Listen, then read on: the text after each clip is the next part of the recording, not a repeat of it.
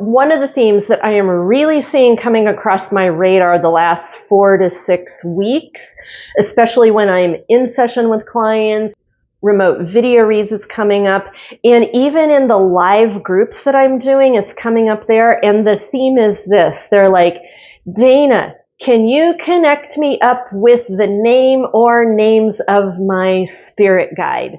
And I got to tell you, I am torn on this for a couple of different reasons. And then there is an up level of information that I want to share with you here. So I guess the first thing is I want to acknowledge and honor that it is totally natural and totally normal to know the names of your spirit guides or to know the names of the light beings that you're working with. But one of the first tips that I want to give to you is this. Names are powerful. And so if you involve someone else in coming up with the name of your spirit guide or light being, you have suddenly involved someone else in a very intimate, powerful relationship that you have going on with spirit realm or spirit team or spirit world. And so my first inclination is that when somebody asks me to help come up with a name for their spirit guide or spirit team or whoever it is that they're working with, my first inclination is, do you want to hand over that power? Do you want to hand over that power? And number two, more often than not, when I've actually found out the names of the light beings that I'm working with, a lot of them have names that are almost like unintelligible to English, like especially when you're working with a lot of like high-level Star Nation family or angels or archangels or ascended masters. Unless they're some of the primary light beings that we know, some of those names are like, they're challenging to grasp simply because they're in different light languaging. And so coming up with a linear name for a very multidimensional light being, sometimes that can be challenging. And my tip for you there is sometimes you just got to come up with nicknames, because that gives you a helpful segue to make an identification connection. Then the third tip that I have for you, and this has happened a couple times in readings where I've picked up on this. So like, this is the way the situation sets up. Usually someone will come to me and go, Dana, I sat down and pendulum checked out my spirit guides, and they're like, Catherine the Great and Madame Curie and this famous person from the past and this famous person from the past. And like, there's not anything wrong with that. But then when I have gone further into working with these people, usually what happens next is they'll say, like, I don't know that I'm getting accurate information. I think something's playing with me. And this is where I have concerns about new people trying to get names of their spirit guides. And that is that it is very easy for a low-level intermediary energy to come in and give a really great name, but that name is not even anywhere close to what they are. So what I would say is, like, if you are coming to the table and like you're really hung up on getting names, and then somehow energetic posers are shooting out these names, telling you who they are as a spirit guide, and that's not who they actually are, all of a sudden you have created a very challenging energetic situation for yourself.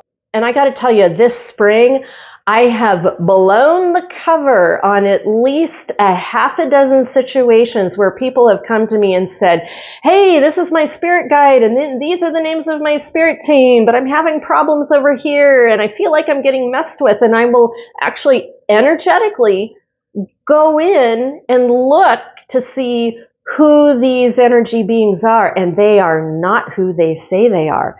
So I have a concern overall with just taking a name from a spirit guide at face value without you actually energetically discerning who that being is or who that light being is.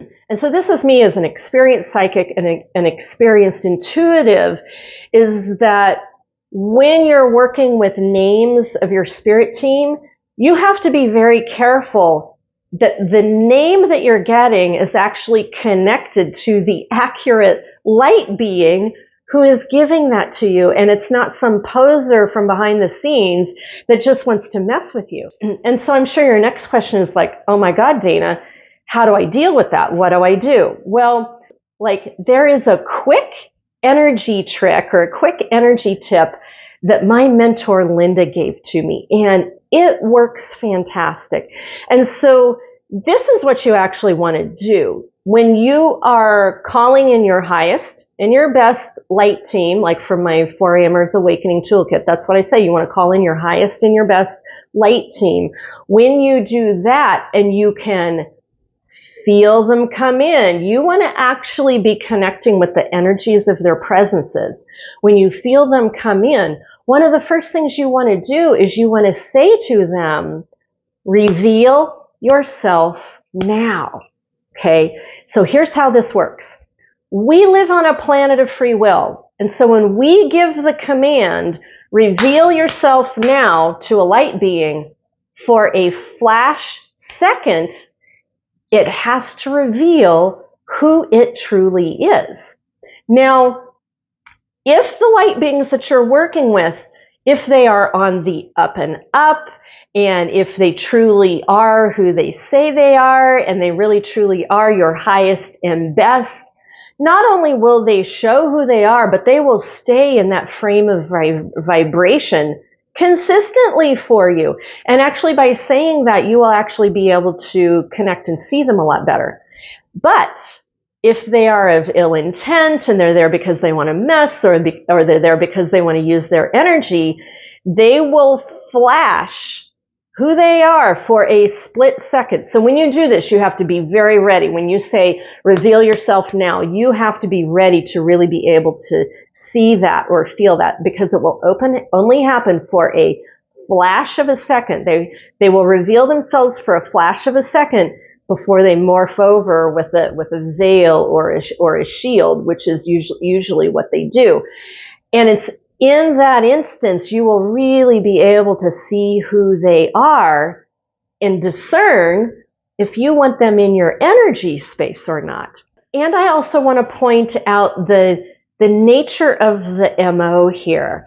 And that is that if you are doing your spirituality or trying to identify spirit guides or spirit team with an agenda, with a very type A, masculine driven, I have to find out, and this has to happen now, and it's got to line up like this. Like, that is putting a very masculine linear agenda process into a very feminine unfolding space. And that's where I would say you might get yourself in a little bit of trouble doing it like that. And this is what I will tell you. Through my experience of like 25 years of path and nearly 20 years of doing this professionally, what I have found is that my best spirit guides and my best spirit team have very naturally and very softly and very, like in this very unfolding, organic kind of way, have very gradually revealed themselves to me.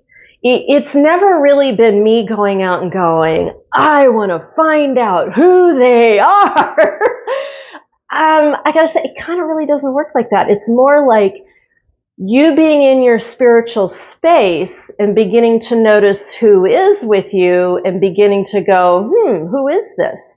Or what is this? Or who is this light being? Or what is this light vibration? And is there a name? And can they reveal themselves? And letting it be much more organic and feminine and unfolding. And, you know, the times I have really gone out and done the whole type A drive to get it done, it's almost like when you do that, you kind of push away the good stuff. It's almost like you push away the good stuff and invite in some challenges for yourself. And so what I have found that works the best is really just on a daily basis being aware of, like, who's working with me today? Could you show me your energy? Could you show me your light field? Could you, reveal some of that energy light field space so like I better know who I'm working with? And if there's a name that comes through, great. Personally, I am more concerned about the energetic vibrational frequency, the energetic vibrational imprint. That tells me more than a name does. To me, names kind of get in the way a little bit. Now, have names eventually come to me? Yes. Have names eventually come to me that have been very important and pertinent to my work? Yes. But have I made that my main MO? No. So what I'm hoping this video will do for you is show you that where maybe some of the pitfalls are that you might have been falling into those pitfalls, and begin to show you maybe more of the organic unfolding nature of being clear and aware of who we are working with and who is around us, without it being such a masculine, linear, agenda-driven, I have to find out and I have to do this thing right now. And we need to be very aware that that is more like the patriarchal mental driving force on the planet that has got us in a lot of the problematic spaces that we're in. And that actually it's the feminine organic unfolding sustainability synchronicity that actually brings us the really good stuff to bring us that support and insight and guidance that we need at the time that we need it. So I hope you got some good nuggets out of this. That's what I've got for you for now on this topic. Make sure you keep walking forward to meet those miracles along the way, and I will see you in my next video.